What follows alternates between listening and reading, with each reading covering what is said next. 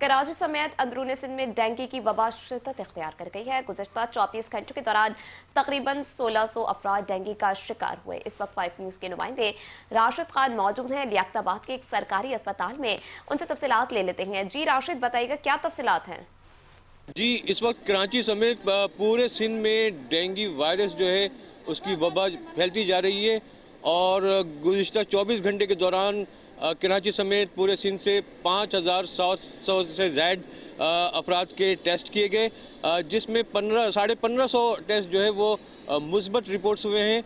और इसमें सिर्फ कराची के अंदर जो है गुज़िश्ता 24 घंटों के दौरान जो है 800 से ज़ायद 800 से लेके 1000 तक जो है ये डेंगू जो है मुस्बत पाया गया मरीज़ों के अंदर।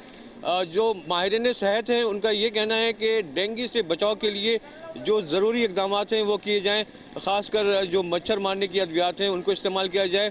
और साथ ही माहिरीन का ये भी कहना है कि लोग अपने घरों में खुले पानी को जो है वो ढाँक कर रखें, क्योंकि डेंगू मच्छरों की जो अफजाइश है वो साफ़ और खुले पानी में ज़्यादातर होती है।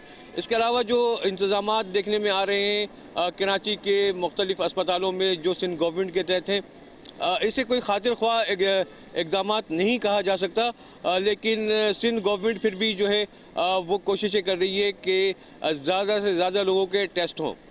दूसरी बात मैं ये भी बताऊं कि जो सरकारी आदाद शुमार हैं वो बहुत ही कम है, क्योंकि ज़्यादातर अफराद जो हैं ख़ासकर कराची में वो सरकारी अस्पतालों का रुख नहीं करते और प्राइवेटली अपना इलाज कराते हैं।